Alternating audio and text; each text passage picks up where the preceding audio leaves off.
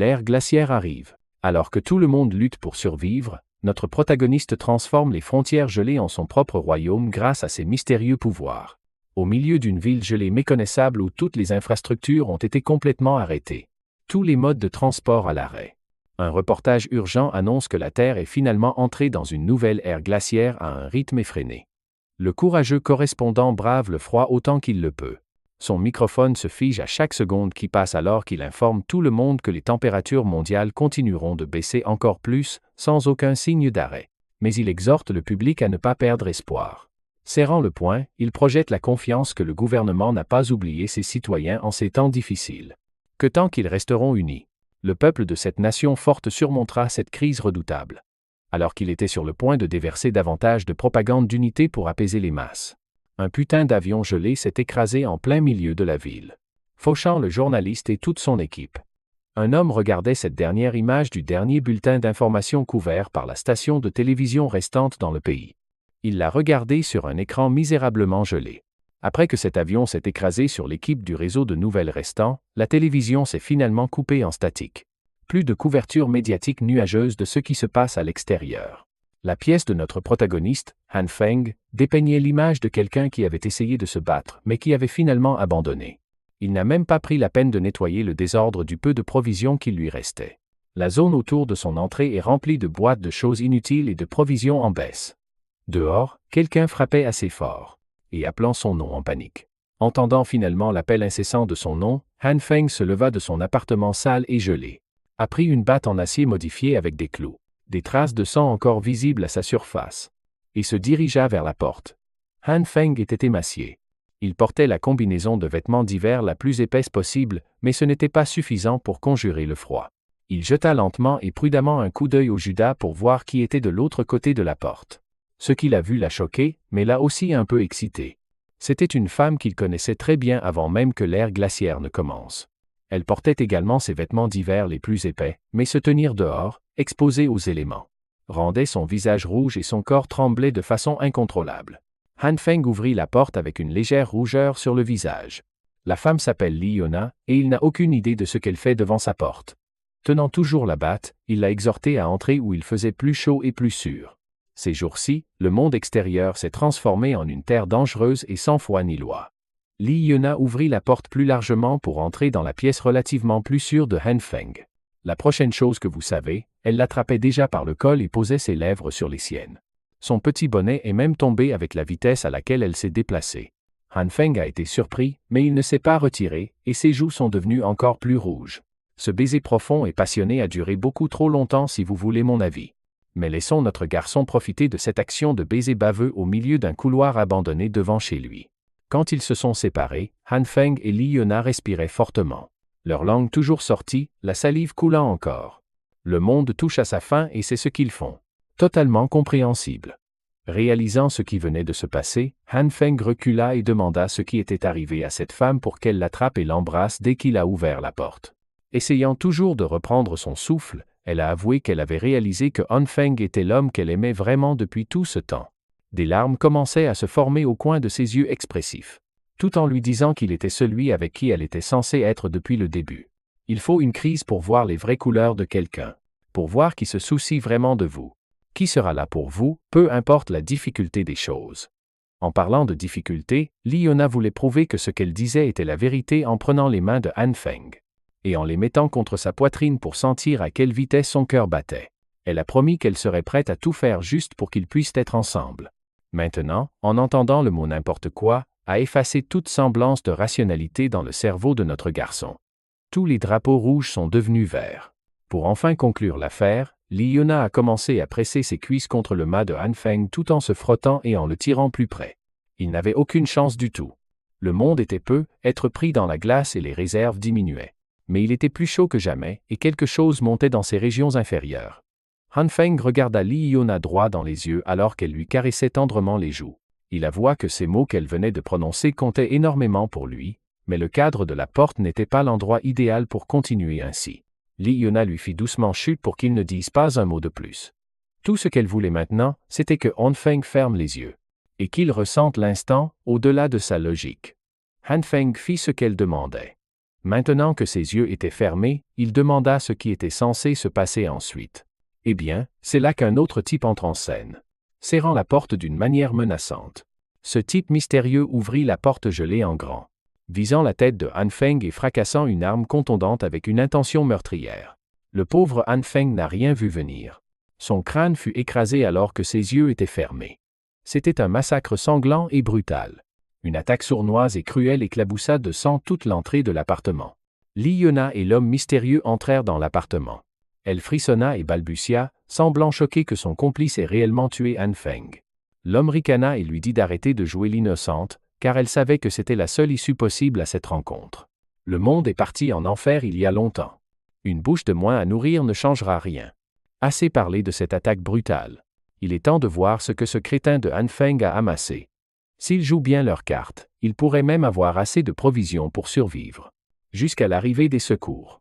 Le plus dingue, c'est que Han Feng n'est pas mort immédiatement. Il était allongé sur le sol glacial, tremblant d'agonie. Alors que tout le sang qui coulait de sa blessure à la tête gela dès qu'il sortit. Il ne comprenait pas vraiment ce qui s'était passé, mais il ne pouvait plus bouger. Peut-être que c'était arrivé. Peut-être qu'il était enfin en train de mourir. Il allait enfin savoir ce que ça faisait de perdre la vie. La dernière chose qu'il vit fut l'homme mystérieux et cette sorcière maléfique de Li Yuna, flirtant à quelques mètres de son corps inerte. Il la touchait à des endroits dont il ne pouvait que rêver, tout en lui promettant de la récompenser pour sa performance d'actrice qui avait rendu toute l'opération possible. Alors que les yeux de Han Feng se fermaient pour de bon, la haine qu'il ressentait pour cette femme au cœur froid était insupportablement lourde. Il jura que s'il y avait une prochaine vie, il ne se laisserait plus jamais être un chiot amoureux. Dans l'obscurité vide dans laquelle il était plongé, Han Feng commença à voir de petites gouttelettes de lumière. Cela commença par un petit point qui commença à grandir pour devenir quelque chose de plus grand et de plus substantiel. Alors que cela devenait encore plus brillant, Han Feng commença à se demander ce qui se passait. Il tendit inconsciemment le bras. Sa peau était translucide, comme s'il s'agissait d'une entité entièrement différente. La lumière chaude l'attirait. Après avoir souffert du froid infini du monde réel, cela pourrait-il être le chemin vers le paradis? Mais la lumière dorée changea soudainement de couleur pour devenir rouge. Maintenant, quel genre de paradis a cette couleur cramoisie? Après avoir été attiré par la lumière dorée et avoir essayé de l'atteindre, Han Feng, ou du moins une construction abstraite de son corps, sentit ses membres se faire déchiqueter comme s'il était passé dans un hachoir à viande. Rien ne va bien pour cet homme. Il ne fallut pas longtemps pour que la lumière cramoisie recouvre tout son corps alors qu'il laissa échapper un cri d'agonie misérable. Son cadre translucide se désintègre morceau par morceau. Le néant sombre était rempli de son essence dispersée. Et Han Feng avait disparu. Ressentant toujours la douleur d'être broyé et déconstruit atome par atome, il se réveilla en sueur froide, criant à l'aide. La douleur était bien trop réelle. Il s'était laissé séduire en fermant les yeux, s'était fait cogner sur la tête pour avoir été trop excité. Était mort d'une mort déprimante, s'était réveillé dans un vide. S'était fait piéger pour être déchiré à un niveau atomique et maintenant il ne sait pas où il est. Il regarda autour de lui et le soleil brillait à travers son balcon. Son lit doux et confortable était agréable et propre. L'air était frais et soulevait ses rideaux. Han Feng était loin du monde cruel auquel il s'était habitué. Il lui fallut 30 minutes pour assimiler les choses folles qui lui étaient arrivées. Au cours des dernières heures, il passa ces 30 minutes à se délecter de la vue parfaite du quartier résidentiel, surplombant son appartement. Han Feng n'en revenait pas que le soleil brillait à nouveau. Sa chaleur et sa lumière lui avaient manqué. Il pensait qu'il ne ressentirait plus jamais ce type de confort et de chaleur. Il vient de vérifier la date et il semble que ce soit le matin du 28 juin. Autant qu'il s'en souvienne, l'apocalypse de l'âge de glace commencera le 15 juillet. Il était censé mourir après une embuscade, mais il est revenu dans le temps, 1 mois et demi avant la fin de la civilisation. En d'autres termes, il a eu une seconde chance ultime, une renaissance. Outre les souvenirs qu'il a conservés de la ligne temporelle précédente, il y a quelque chose de différent cette fois-ci. Quelque chose d'étrange se passait à l'intérieur de son corps, et cela pourrait s'être manifesté dans ses mains. Depuis son réveil, une lueur rouge enveloppait sa main droite. Il a essayé de l'essuyer, de la chasser, mais rien ne la faisait disparaître. Ça ne fait pas mal, c'est juste chaud. Cela ne semblait rien faire d'autre à part la lumière. Et il pensait qu'il imaginait des choses au début. Han Feng devait être resté si longtemps à se demander ce qui se passait sur son balcon qu'il a commencé à éternuer. Alors qu'il essuyait le désordre de son nez, il remarqua que la lueur rouge dans sa main droite était mystérieusement devenue verte. Puis quelque chose s'est produit qui l'a fait paniquer. La main enveloppée par la lueur verte a commencé à grossir, à s'allonger, comme si ses os, sa chair et sa peau s'étiraient. N'importe qui paniquerait en voyant ses mains faire ça.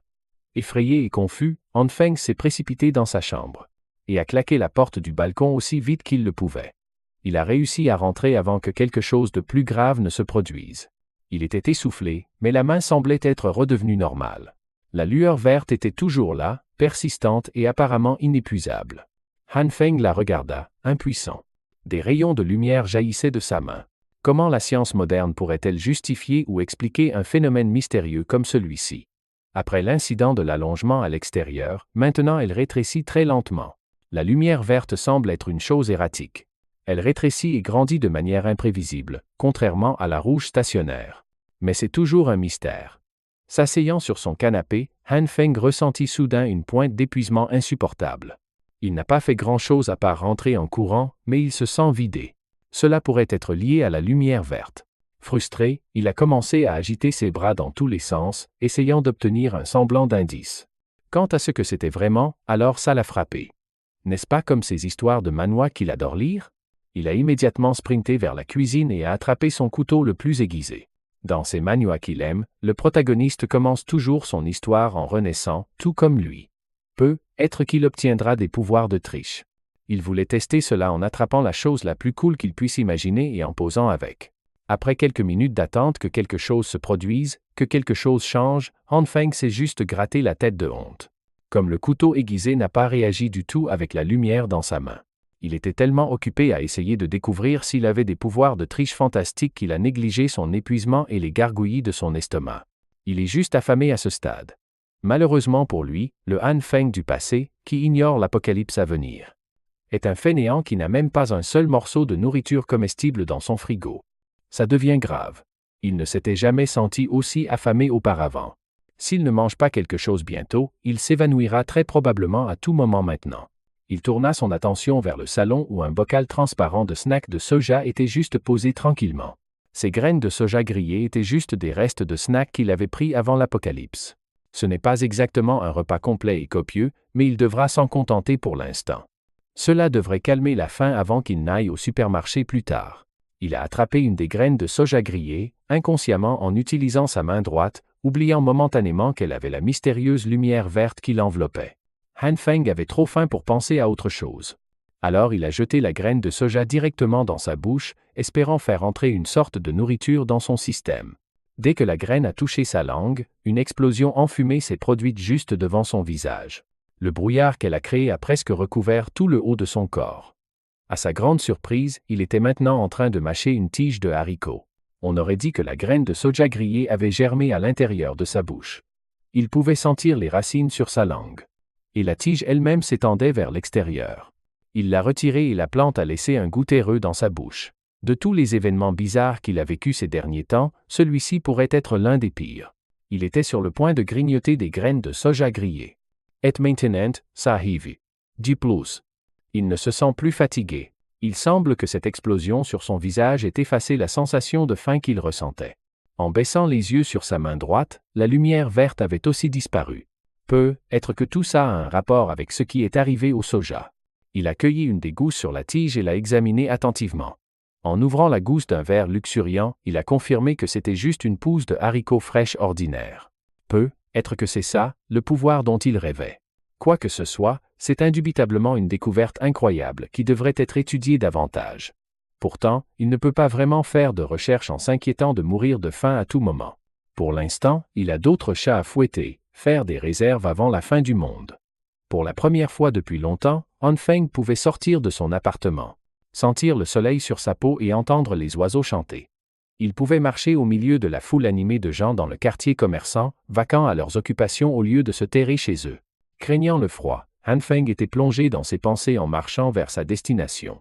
Reprenons depuis le début, la lueur rouge autour de sa main est devenue verte. La lumière verte rétrécit et grandit ses membres, faisant battre son cœur plus vite et le rendant super fatigué quand il a touché les snacks au soja. Ça a germé en une tige entière. Il regarde sa main droite, avec plus de questions que de réponses. Il se demande quel genre de pouvoir lui a été conféré par qui sait qui. Il a continué sa promenade contemplative, l'air de rien. jusqu'à ce qu'il entende une douce voix familière l'appeler par son nom, une voix qui l'aurait fait fondre avant, mais qui ferait bouillir son sang maintenant.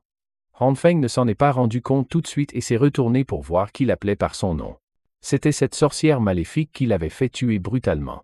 Li Yona. Elle affichait son large sourire. Son maquillage était impeccable, cachant sa personnalité pourrie. Elle a demandé si Han Feng faisait aussi du shopping. Elle a même employé ses tours de sorcière experte, apparaissant aussi jolie que possible, tout en commentant comme c'était le destin qu'ils se soient rencontrés à cet endroit. Han Feng n'a pas vraiment eu la chance de digérer tout ce qui s'est passé. Mais voir Li Yona en liberté commence à faire remonter l'amertume qu'il a gardée jusqu'à son dernier souffle. Li Yona était la déesse de ses rêves pendant 3 longues années. Il était un pigeon qui a tout fait en son pouvoir pour la rendre heureuse. Il a fait tout ça en sachant pertinemment qu'il n'était qu'un simple plan B dans la friend zone. Non, il n'était même pas dans la friend zone. Il était juste une tirelire pendant toutes ces années à se consacrer et à consacrer son portefeuille à la mauvaise fille. Il n'aurait jamais pensé que ce serait elle qui le ferait tuer. Avant qu'il ne perde le contrôle, Han Feng s'est pincé pour rester ancré et calme. Il lui a fallu toute sa volonté pour le faire.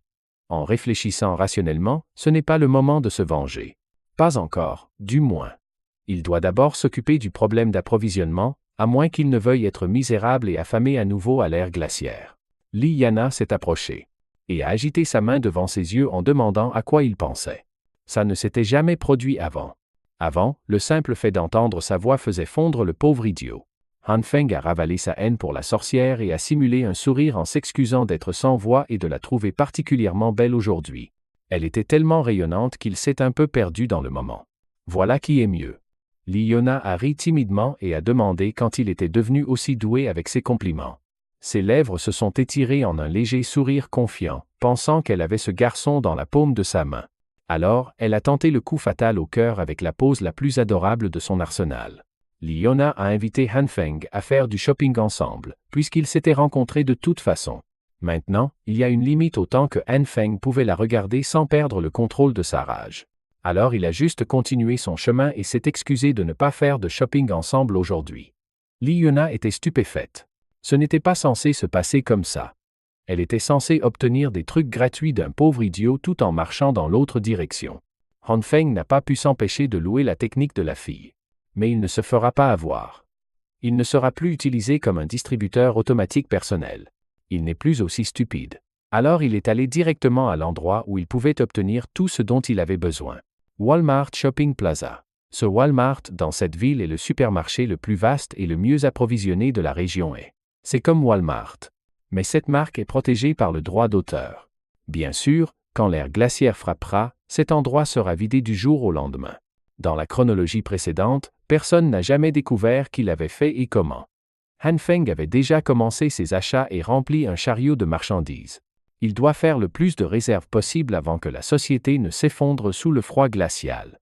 Il a consulté des forums Internet sur un guide de survie générique à l'apocalypse. Et c'était étonnamment utile. Il faisait défiler l'écran en listant les choses dont il aurait besoin. Nourriture, vêtements d'hiver, médicaments, produits de première nécessité, carburant, outils, transport et même des armes. Il y a beaucoup à préparer. Mais il était tellement excité à l'idée de faire des provisions qu'il a oublié de s'occuper du problème le plus important. Le solde actuel de son portefeuille personnel était un maigre 15 000 yuan, soit un peu plus de 2 000 $ américains. Comment était-il censé assurer sa sécurité? Et comment mener une vie confortable dans l'apocalypse glaciale avec si peu? Il allait avoir besoin de beaucoup plus d'argent. Pour tout ce dont il aurait besoin à ce moment précis, une notification est apparue sur son téléphone. Une notification qui pourrait être la façon dont le ciel lui disait de se calmer. Le message provenait d'une organisation appelée Money Jar Loans, le félicitant pour son admissibilité approuvée à contracter un prêt allant jusqu'à 168 000 yuan, soit un peu plus de 23 000 $ américains. Une ampoule s'est allumée dans son esprit. Il n'y avait pas besoin de paniquer en ce qui concerne les fonds. Comment pouvait-il oublier que la commodité de la technologie lui avait apporté un glitch d'argent infini? Il existe des dizaines d'applications de prêts d'argent qui exigent des conditions minimales pour obtenir un prêt approuvé pour ceux qui ont désespérément besoin d'argent. Elles sont incroyablement prédatrices, mais s'endetter n'a pas d'importance car il n'aura pas à les rembourser une fois que l'apocalypse aura commencé. Dans le quartier commerçant, une dame donnait des coups de pied avec colère dans une canette de soda vide sur le trottoir. Elle était visiblement contrariée par quelque chose. Il s'est avéré que c'était Li Yona. Elle n'avait pas l'air d'être de bonne humeur du tout. Ses yeux étaient remplis d'une haine toxique car aujourd'hui, l'un de ses nombreux simps a osé refuser de l'emmener faire du shopping alors qu'elle s'était faite belle pour être gâtée. Elle était sérieusement énervée que Han Feng se soit enfuie comme ça sans la laisser vider son compte bancaire. Comme une sangsue sans valeur, elle a commencé à insulter le gars dans sa tête pour être un loser pathétique qui ne possède même pas de voiture. Lee Yuna a juré de ne plus jamais être gentil avec ce saint. Sa marche de colère a été interrompue par des coups de klaxon bruyants provenant de la voiture qui arrivait sur la route. Curieuse, elle s'est retournée pour voir ce qui se passait. On dirait un camion flambant neuf tout droit sorti du concessionnaire. Il était encore brillant et d'apparence premium. Han Feng baissait les vitres du siège conducteur. Il s'est arrêté pour saluer Lee Yuna car il se trouvait qu'il passait devant elle alors qu'elle faisait une marche de la honte le long du quartier commerçant. En voyant les nouvelles roues, le vœu de Lee Yuna de ne plus jamais être gentil avec Han Feng a apparemment fondu de son esprit. Tout ce qu'elle voyait, c'était des sièges en cuir neuf et l'odeur de l'argent. Han Feng a sauté du camion. Lorsqu'on lui a demandé si la voiture était à lui, il a répondu par l'affirmative, ajoutant qu'il venait de l'acheter plus tôt. Elle s'est approchée de la sorcière et a inventé une histoire sur la façon dont son père avait cartonné aux États-Unis en affaires. Il a donc eu de l'argent à dépenser. Il a même ajouté qu'il venait de sortir de l'aéroport après avoir déposé son père. Le visage de Lee Yuna s'est illuminé. La seule chose qui pouvait faire cela était la possibilité de devenir riche. Elle a donc pris une profonde inspiration et a mis son visage de jeu pour Han Feng. C'est la deuxième fois qu'elle fait ça aujourd'hui. Elle a regardé le sol et a commencé à trembler légèrement. Sachant que Han Feng avait emmené son riche père à l'aéroport aujourd'hui, elle a commencé à s'excuser de lui avoir demandé d'aller faire du shopping sans savoir qu'il aurait un emploi du temps chargé. Puis les larmes ont coulé. Elle a commencé à invoquer ses larmes au moment parfait tout en disant timidement à Han Feng qu'il avait été si froid avec elle plutôt qu'elle pensait qu'il abandonnait une bonne amie. Han Feng a souri avec satisfaction. Ce jeu digne d'une académie aurait fait des merveilles avec l'ancien lui, mais les choses sont différentes maintenant. Il pouvait voir à travers tout ça. Cette fille idiote était une pro. Il n'a pas hésité à la tenir par la taille en la rapprochant. Son autre main a saisi son menton et ils se sont regardés dans les yeux. Lee Yuna a été déconcerté par le fait que l'un de ses simps était si confiant et direct. Han Feng a lui-même donné une masterclass d'acteur, promettant de ne jamais l'abandonner car elle est bien trop importante pour qu'il fasse une chose aussi cruelle. Pendant une fraction de seconde, il y a eu un sourire tordu imperceptible sur son visage. Mais elle l'a rapidement effacé.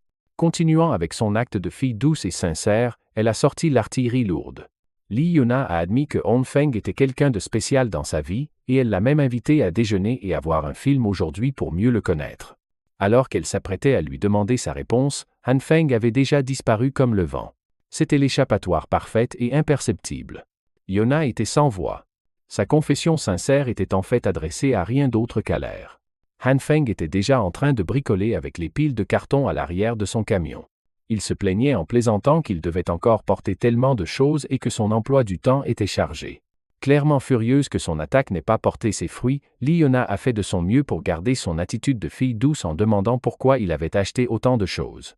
Il a répondu que ce n'était rien de spécial, qu'il avait juste pris des choses qu'il aimait pour tourmenter encore plus la sorcière. Han Feng a menti comme un arracheur de dents et lui a dit avec enthousiasme qu'il avait aussi un cadeau pour la dame. Ne voulant pas trop en faire, Lee Yuna lui a fait signe au revoir en se dirigeant vers sa maison. Elle a souri et a dit qu'elle attendait ce cadeau avec impatience dès qu'elle a tourné le dos à Han Feng. Son soi-disant plus grand pigeon, un sourire narquois apparut sur ses lèvres, fier de la façon dont elle avait géré sa tirelire. De son côté, Han Feng s'amusait juste à taquiner la sorcière. Connaissant cette femme, il savait qu'il ne pouvait pas la laisser découvrir son petit stock de provisions. Après tout, toutes ces choses seront son ticket pour survivre à l'apocalypse. Lee Yuna devra juste attendre son tour. Une fois que le monde sera fini, Han Feng s'assurera qu'elle obtienne ce qu'elle mérite. Ce type mystérieux qui l'a frappé à la tête aussi, son anxiété concernant l'effondrement inévitable de la société commence à fondre. Han Feng commence en fait à attendre avec impatience ce qui va arriver maintenant. Le lendemain est arrivé, le 29 juin. Encore une fois, le 15 juillet sera le jour J, ce sera le début de la fin. D'abord, il y aura de fortes chutes de neige. Ensuite, la température chutera radicalement jusqu'à moins 20 degrés Celsius à un rythme alarmant au cours du mois suivant. Les températures continueront de baisser progressivement jour après jour, atteignant des minimums allant jusqu'à moins 70 degrés Celsius. À ce moment-là, le monde serait complètement recouvert de glace et de neige, rendant presque impossible de sortir. La première chose que Han Feng a sécurisée, ce sont ses abondantes réserves de nourriture. Outre le volume important de stock, il a également besoin que tout soit emballé et scellé en toute sécurité. Il ne peut pas laisser les voisins sentir que quelque chose se passe. Ils ne peuvent pas soupçonner qu'il accumule de grandes quantités de nourriture. C'était un travail fatigant. Certaines des fournitures sensibles ont dû être déplacées la nuit, quand il n'y avait personne. Han Feng ne fait confiance à personne d'autre pour l'aider, il doit donc le faire seul une fois que l'âge de glace apocalyptique commencera. Le réseau électrique sera extrêmement instable. C'est là que son dernier achat brille. Un générateur robuste plus suffisamment de carburant pour le faire fonctionner pendant une année entière au minimum. Avec l'électricité sécurisée, il doit maintenant tenir compte de la conséquence fatale de l'arrêt du système de chauffage du bâtiment. Il a dû faire appel à des entrepreneurs spécialisés pour modifier sa maison pour un chauffage indépendant. Han Feng a également commandé des portes et des fenêtres renforcées pendant qu'il y était. Il avait besoin d'une pièce dédiée pour stocker toutes les fournitures qu'il avait amassées, alors il a utilisé une chambre vide pour tous les éléments essentiels. Au moment où il a fini de préparer tout ce qui était listé dans son petit carnet de survie, c'était déjà le 14 juillet, juste un jour avant que la température ne chute et que tout ne sombre dans le chaos. Ensuite sur sa liste, c'est l'événement principal qu'il a reporté par incertitude pendant tout ce temps. Il est temps de se retrousser les manches et d'étudier réellement sa mystérieuse capacité. Han Feng a préparé un repas fait maison pour le dîner tout en réfléchissant à sa survie dans l'apocalypse de l'âge de glace qui approche. Quand les choses deviendront difficiles, compter uniquement sur les fournitures qu'il a accumulées ne suffira pas, mais il a une réponse possible à ce problème. Son pouvoir de manipuler les plantes d'une manière mystique pourrait être son seul espoir d'un avenir durable. Le repas qu'il a préparé contenait du soja comme ingrédient principal. C'est exact. Les mêmes haricots qu'il a conjurés à partir d'une seule collation grillée en utilisant sa capacité. Il s'est creusé la tête et a essayé tellement de gestes et de déclencheurs possibles, mais les lumières ne sont pas encore sorties.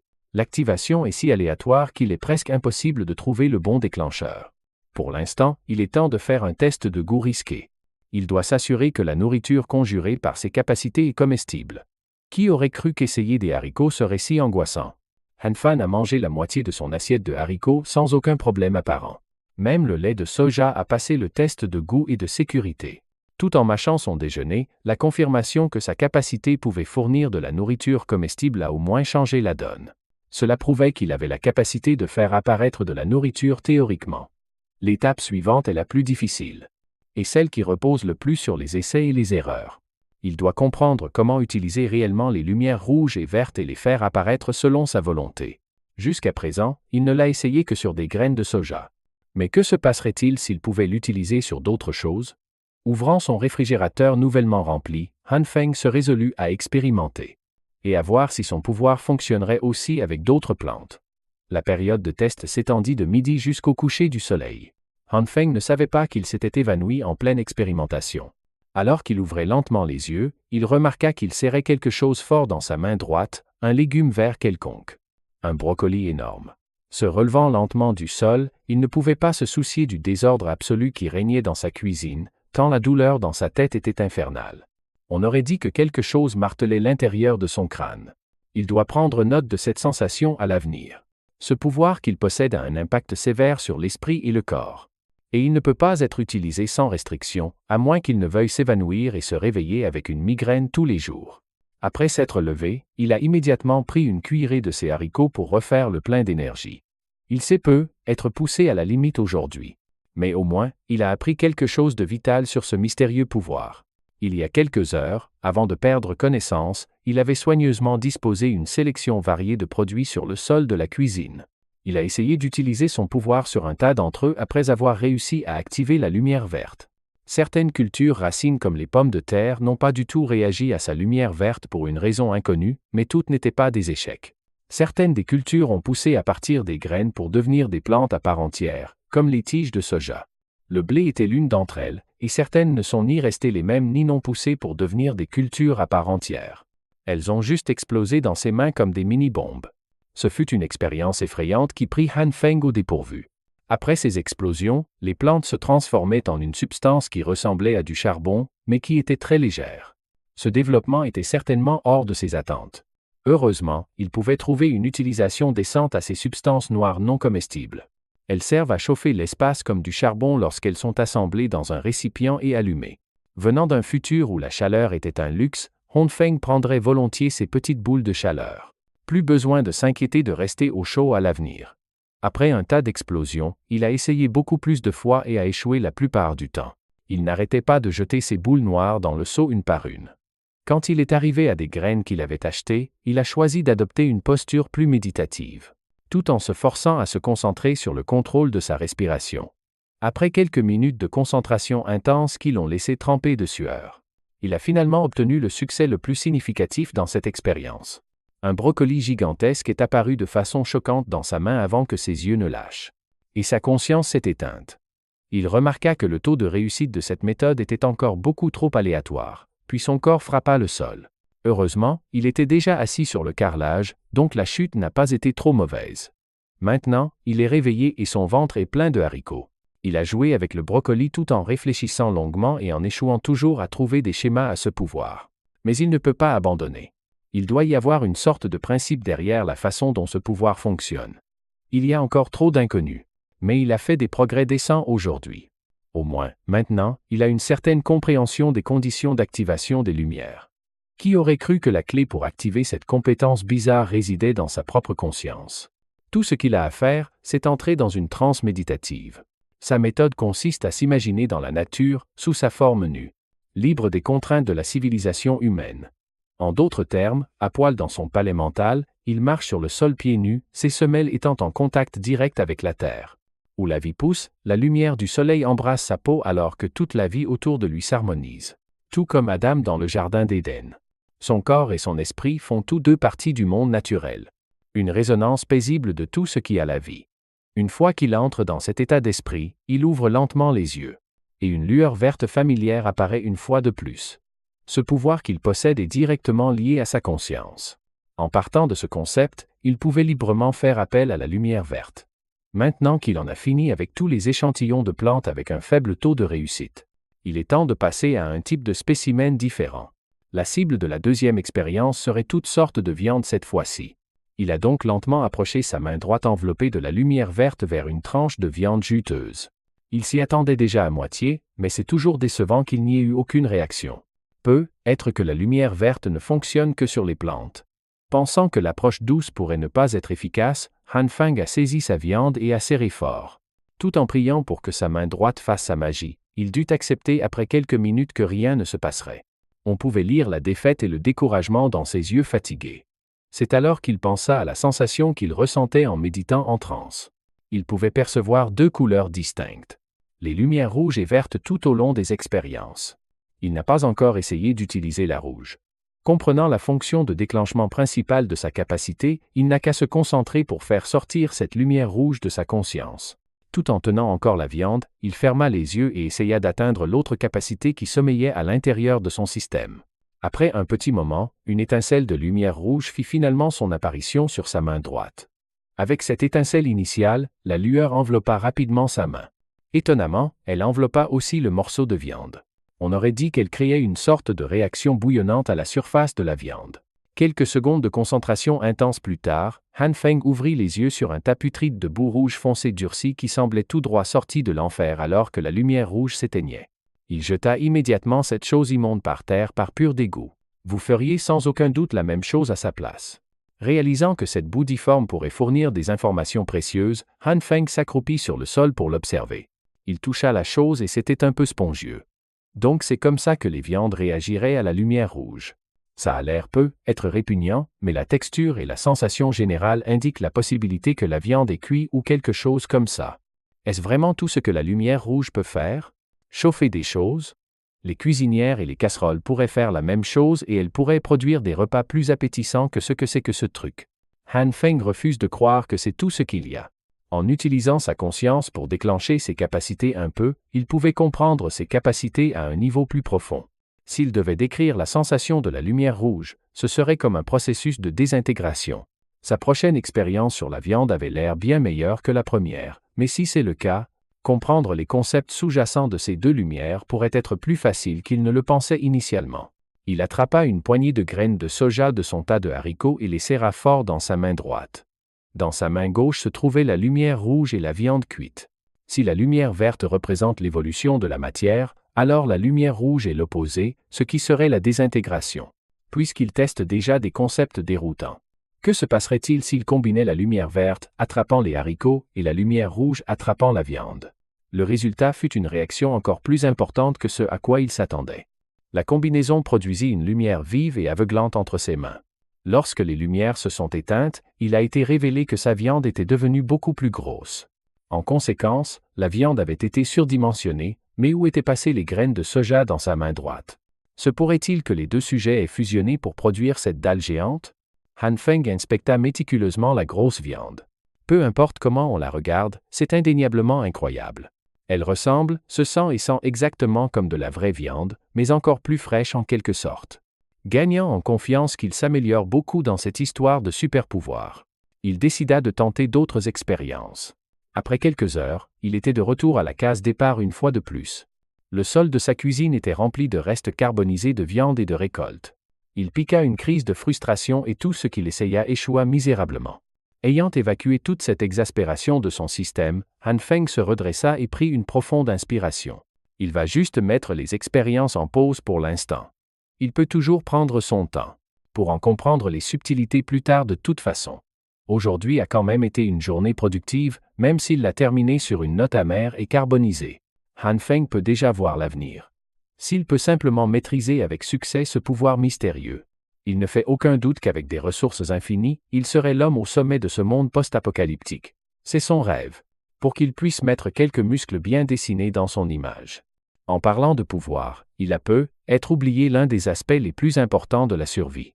La nourriture seule ne suffira pas dans les jours à venir. Il sera complètement vulnérable avec tout ce butin s'il n'a pas une arme décente pour se défendre. Il prit rapidement les diverses récoltes éparpillées sur son sol. Il doit se dépêcher et se trouver une arme avant que la température ne chute brutalement.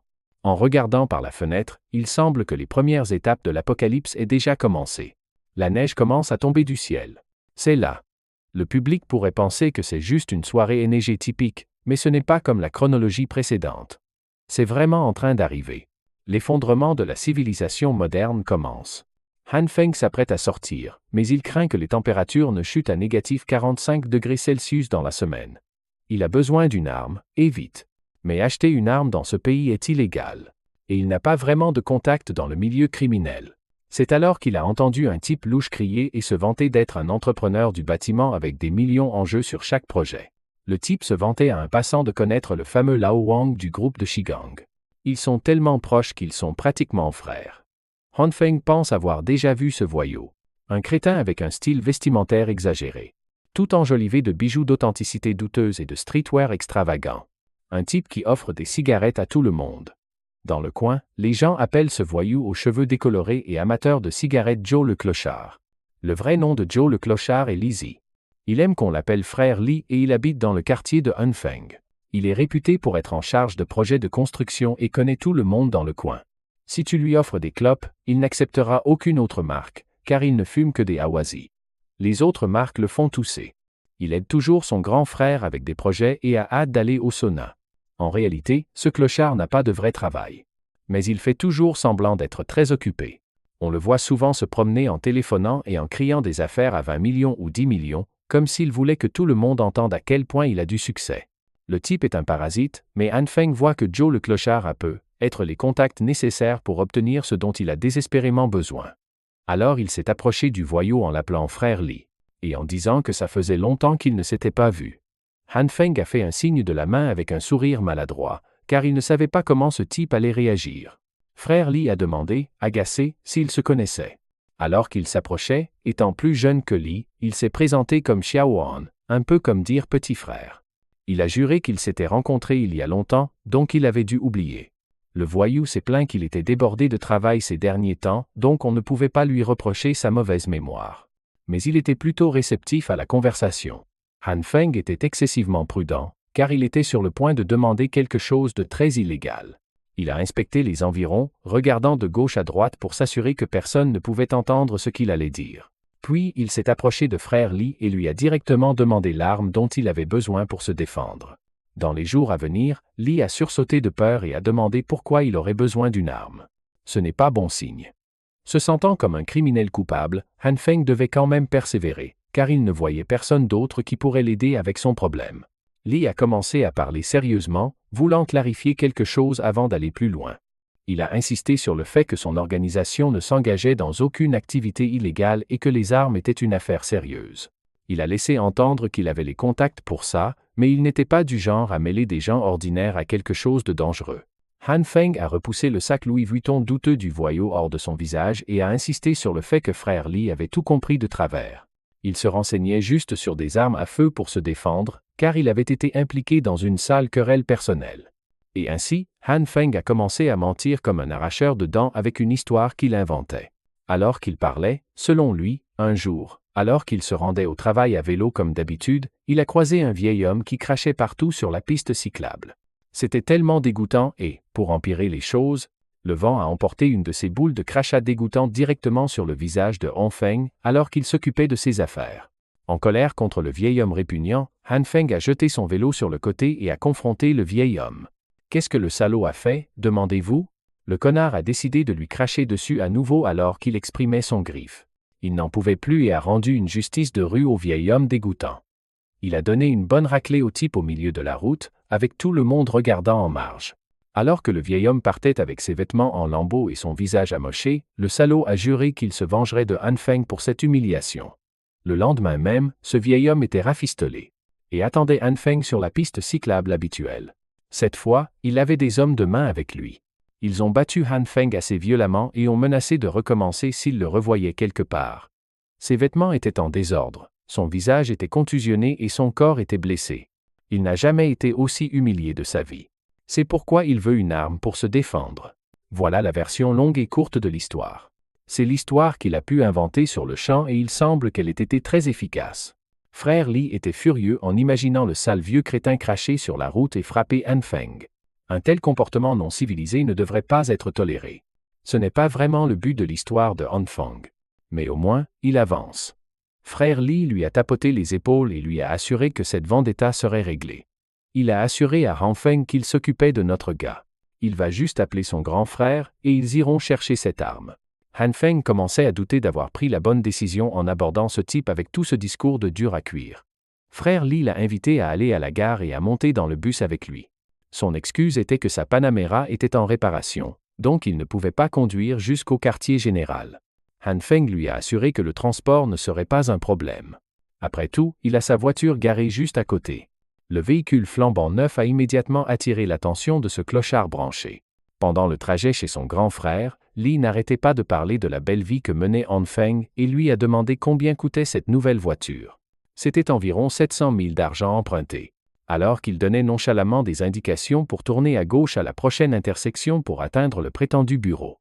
Frère Lee n'arrêtait pas de prendre des photos de lui, assis dans les nouveaux sièges en cuir. Son pseudo sur les réseaux sociaux était Mec épicé et beau.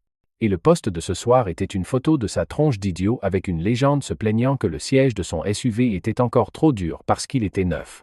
Ils se sont arrêtés dans l'un des quartiers les plus louches de la ville. Des types à l'air dur campant dehors en se plaignant du temps pourri. On ne peut pas leur en vouloir, c'est passé directement de l'été à l'hiver rigoureux du jour au lendemain. En voyant des jantes brillantes arriver, tout le monde s'est tourné vers celui qui allait sortir de cette voiture. En voyant que c'était LZ, ils se sont précipités vers lui pour lui demander ce qui se passait. Frère Lee leur a juste dit qu'il avait des affaires à régler avec le boss Lu. Les autres voyous ont supposé que le nouveau SUV Tiger appartenait à Lee et ont commencé à le harceler sur le prix. Lee ne l'a pas du tout nié. Il s'est même vanté fièrement d'avoir dépensé 700 000 pour la voiture. Han Feng n'était pas contrarié pour autant. Se vanter d'être le propriétaire de la voiture avec autant d'assurance alors que le véritable propriétaire se tient à proximité est une sorte d'acte éhonté et provocateur. Dès qu'ils sont entrés dans l'établissement, celui que l'on connaissait sous le nom de Boss Lu, un homme à l'allure de gangster pur et dur, est sorti, contrarié que Big Mouth Lee le dérange si tard dans la soirée. Frère Lee est visiblement devenu beaucoup plus réservé devant le boss, lui offrant même poliment ses cigarettes. Le grand n'a pas de temps pour ces conneries inutiles. C'est un homme occupé.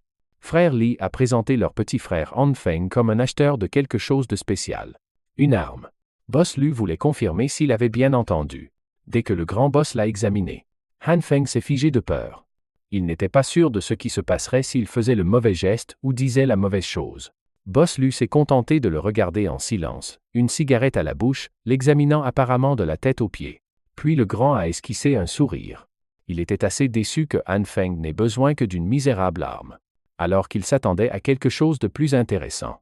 Il a fait un geste vers l'un de ses hommes de main, Cheng Zi. L'homme de main savait déjà quoi faire et a fouillé dans la poche de sa veste.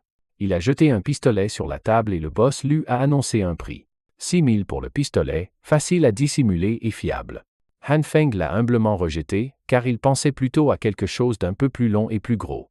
Il ne cherchait pas un vulgaire lance-petit plomb, il voulait quelque chose qui nécessite une lunette pour tirer.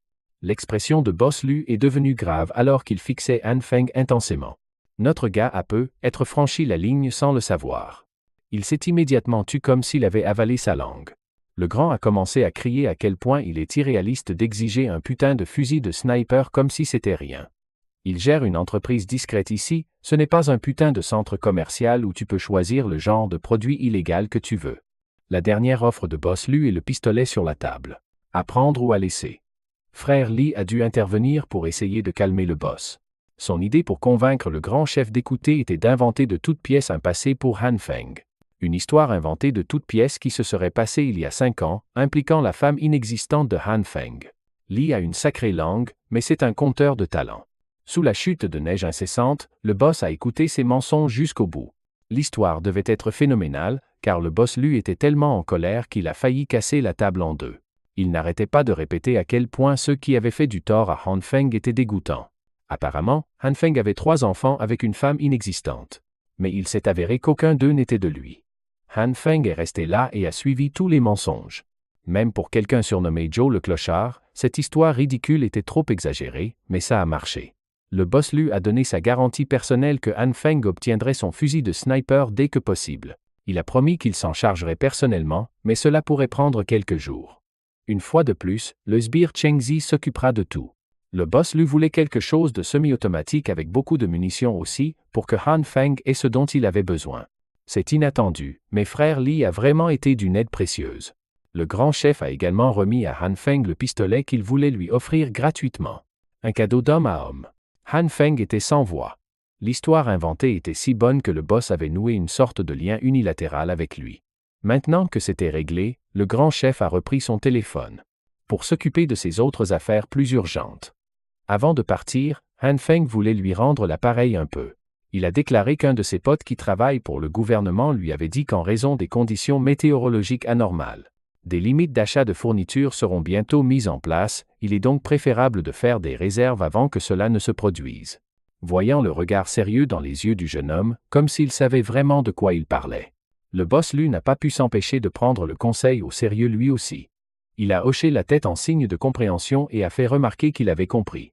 Et ainsi, frère Li et Han Feng sont sortis du centre des bas-fonds de la ville avec une arme à feu en sécurité. Sur le chemin du retour, Li n'arrêtait pas de se vanter de la façon dont il avait géré les affaires. Comme un chef, et ça s'est magnifiquement passé. Maintenant que son grand frère, le grand chef, est de bonne humeur, il pourrait même demander un canon à ce type. Et il dirait oui. Han Feng voulait remercier le voyou en lui achetant des cigarettes. Frère Li a essayé d'être humble et a insisté sur le fait qu'il avait fait ce qu'il avait fait juste pour l'aider, mais il prendrait volontiers environ 7 à 8 cartouches de ses bien-aimés Huawei SIGs. Il a même promis d'emmener Han Feng dans un sauna une fois qu'il serait payé pour son soi-disant projet. Notre garçon pensait déjà à sa prochaine action logique. Les fournitures sont sécurisées et l'arme est obtenue. Il devrait être paré pour les premiers jours de l'apocalypse, au moins. Il peut se concentrer sur l'étude complète de ses capacités. Résoudre le problème de la nourriture augmenterait considérablement ses chances de survie à long terme. Il était tellement absorbé dans son propre monde en marchant qu'il n'a pas remarqué une partie glacée sur le sol. Et a glissé. Han Feng était tellement préoccupé par la survie qu'il n'a pas respecté l'une des règles d'or de l'âge de glace à venir, ne pas se blesser. Il est tombé assez mal. Sa jambe a dû absorber l'impact de la glissade et a été gravement endommagée. Frère Li ne savait pas quoi faire alors qu'il courait vers le côté de son nouveau pote. C'est mauvais. D'après la douleur aiguë qu'il ressentait et l'atterrissage maladroit, il y avait une possibilité très réelle que sa jambe soit cassée. Il a sorti ses clés de voiture en tremblant, les a remises à frère Li et a demandé à être emmené à l'hôpital le plus proche dès que possible. Li s'est juste gratté l'arrière de la tête et a admis qu'il n'avait en fait pas de permis de conduire, insistant sur le fait qu'il ne peut pas conduire sans permis. Mais on peut dire sans risque que ce clochard ne sait tout simplement pas conduire, point final. Au moins, il n'a pas laissé Han Feng sur le sol à se tordre de douleur avec une jambe cassée. Il a offert ses épaules pour soulever Han Feng, mais il a eu du mal à le faire. Aucun d'eux n'arriverait vivant à l'hôpital à ce rythme. Alors Han Feng a juste appelé un taxi qu'il a dû payer puisque Li est un pauvre type. Même l'hôpital, un établissement essentiel, commençait à geler sous le blizzard qui s'intensifiait. Dans le bureau de l'infirmière, quelqu'un du nom de Jion a été laissé pour s'occuper du quart de nuit en cette nuit de voile blanc. La neige tombait de plus en plus fort et les routes commençaient à être profondément enfouies. L'infirmière en chef Jion venait tout juste de commencer son quart de nuit, mais les appels venant du couloir affluaient déjà, car la section des urgences était gravement en sous-effectif. La jolie infirmière n'avait pas d'autre choix que de se retrousser les manches. Après avoir passé une radiographie à l'hôpital, il a été confirmé qu'il s'était vraiment cassé la jambe. Le médecin a expliqué qu'il y avait une fracture stable sur son tibia droit. Ce serait facile à remettre, mais il devrait rester 1 heure en observation avant de rentrer chez lui avec ses médicaments. Cet accident n'aurait pas pu arriver à un pire moment. Il fallait que ça arrive juste avant que l'apocalypse ne batte son plein. En regardant ses résultats de radio, Han Feng regrettait d'avoir été si néglige. Frère Li l'a accompagné pendant la majeure partie du processus, mais le type a dû partir car il avait apparemment quelques affaires à régler. C'est un vrai bon gars, et il a même laissé son numéro au cas où Han Feng aurait besoin de quoi que ce soit d'autre. Maintenant qu'il était seul dans le hall de l'hôpital, Han Feng soupira lourdement. Il se demandait comment il avait pu faire une erreur aussi stupide à un moment aussi crucial. Regarder le chaos autour de lui était stressant. L'hôpital a rapidement débordé de patients, victimes d'accidents causés par le blizzard soudain et la chute rapide des températures. Des lits de fortune bordaient les couloirs. Un sombre témoignage de l'aggravation des conditions à l'extérieur. Quant à lui personnellement, il voulait juste récupérer ses médicaments. Et quitter cet endroit aussi vite que possible avant que les routes ne soient fermées pour de bon. Heureusement, son temps d'attente ne serait pas ennuyeux, car une déesse venait de passer juste devant lui. L'infirmière en chef Jion était venue renforcer les effectifs insuffisants des urgences. Le premier lit qu'elle a vérifié avait un patient avec de graves blessures. Ensuite, sur sa tournée, il y avait le lit 5, où les blessures d'un patient venaient d'être nettoyées. Heureusement, les signes vitaux étaient stables. Le lit 5 avait juste besoin d'une autre dose de glucose dans 10 minutes. Elle a conseillé à l'infirmière présente que si la fréquence cardiaque du patient tombait en dessous de 80, de l'épinéphrine devait être administrée immédiatement. Tout au long de la tournée de l'infirmière en chef, Han Feng ne pouvait pas la quitter des yeux. Elle était juste incroyable. Être infirmière en chef à un si jeune âge, elle devait être un talent générationnel. En plus de cela, il a vu comment elle traitait toutes sortes de patients. Elle était gentille et incroyablement compétente. Elle ressemblait à un être radieux au milieu d'un endroit désespéré. De plus, elle était incroyablement belle. Elle travaillait pendant le quart de nuit mouvementé, mais son sourire ne faiblissait jamais. C'était pratiquement un ange. Il était tellement amoureux que ses yeux se sont accidentellement dirigés vers des zones peu galantes.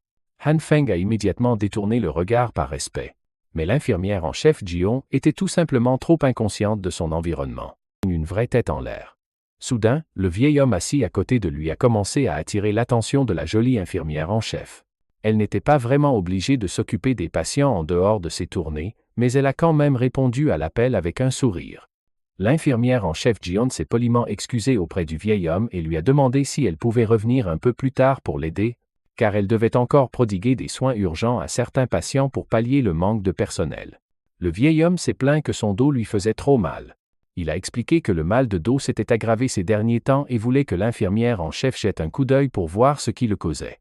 En réalité, ce salaud était juste un pervers qui essayait de filmer sous sa jupe. Ne remarquant pas ce qui se passait réellement, Jion a juste souri et s'est excusé une fois de plus, disant que pour de tels problèmes de dos, il pourrait avoir besoin de programmer une radio juste pour être sûr. Le vieux pervers a commencé à insister, la pressant de jeter un coup d'œil rapide alors qu'il montrait où il avait mal. Le salaud s'est même levé de son siège pour toucher l'infirmière Angélique de manière inappropriée. Étant la tête en l'air qu'elle était habituellement, Jion a juste ri car elle était naturellement chatouilleuse. Pour les problèmes de dos, il est vraiment conseillé d'attendre l'examen du médecin résident. Le pervers a commencé à insister, sa main rampant encore plus bas depuis sa taille. Cet acte dégoûtant aurait continué plus longtemps si quelque chose ou quelqu'un ne l'avait pas arrêté. Une putain de béquille volante s'est violemment écrasée contre le vieux pervers, lui donnant de vraies douleurs au dos et faisant tomber le téléphone de ses mains.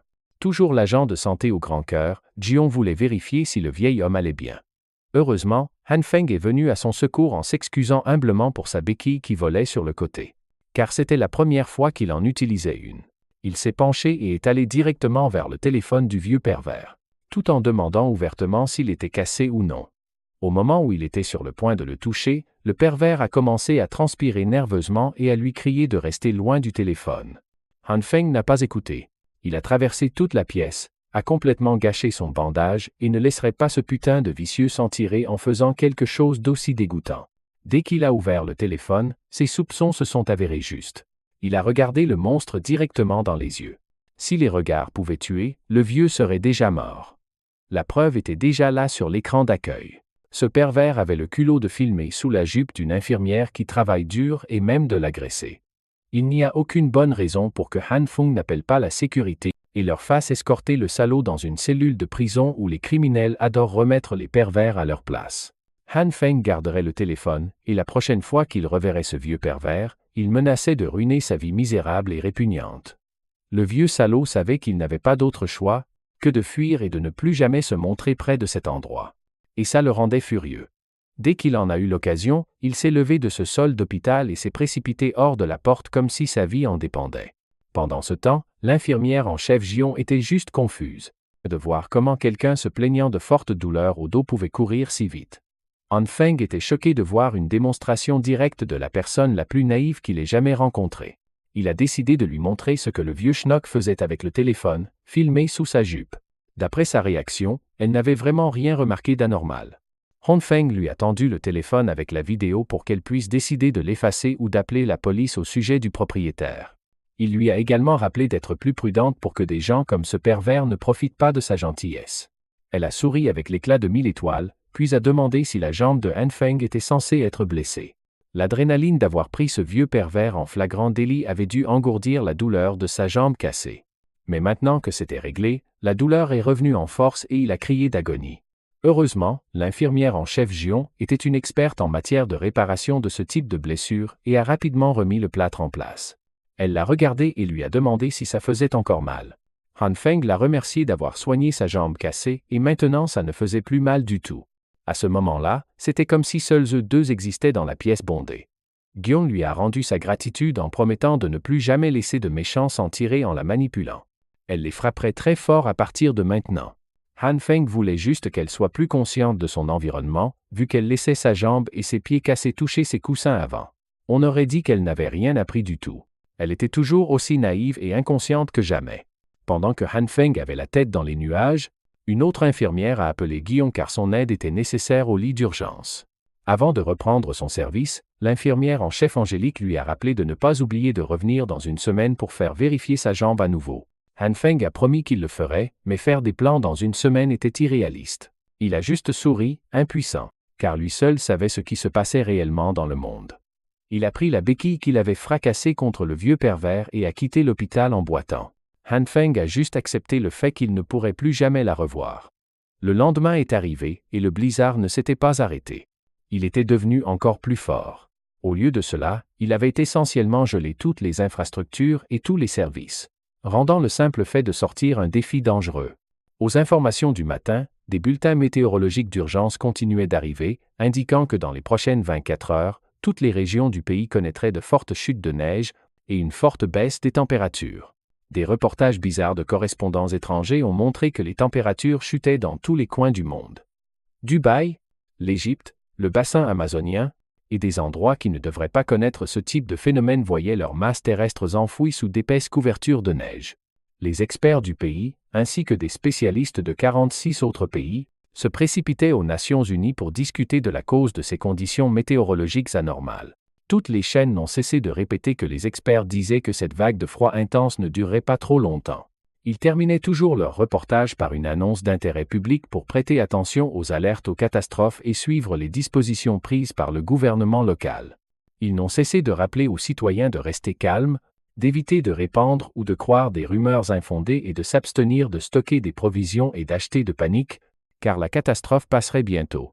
Au chaud, confortablement installé et sirotant du vin à l'intérieur de sa maison décorée, Han Feng a claqué sa langue. Le gouvernement et les médias n'ont cessé de mentir comme des arracheurs de dents, nourrissant le public de conneries pour maintenir l'ordre. S'il n'était pas mort et revenu à la vie, il pourrait même les croire. Mais cette fois, c'était différent. Il était bien préparé à tout ce qui allait arriver. Les provisions étaient entièrement stockées, la maison était renforcée et le système de chauffage fonctionnait parfaitement. Il était si bien préparé qu'il n'y avait pas à s'inquiéter pour l'avenir immédiat. Son téléphone a commencé à vibrer sans cesse avec des messages du groupe de discussion des résidents du complexe Happy Housing, discutant du temps étrange et de la façon dont la neige rendait déjà les routes inutilisables. Tout le monde était clairement ignorant de ce qui se passait, mais pas le membre surnommé personne mystérieuse. Celui qui était à l'origine de ce message a exigé l'attention de tous pour les informer que la tempête de neige n'était pas causée par des conditions météorologiques normales, mais par quelque chose à l'intérieur de la Terre elle-même. La personne mystérieuse a proclamé que tout le monde devrait écouter ses paroles. Alors que l'apocalypse de l'ère glaciaire était sur le point de commencer, personne n'a été plus choqué après avoir lu ces messages que Han Feng. Mais, qui diable est cette personne mystérieuse? Et comment peut-elle savoir quoi que ce soit sur l'apocalypse?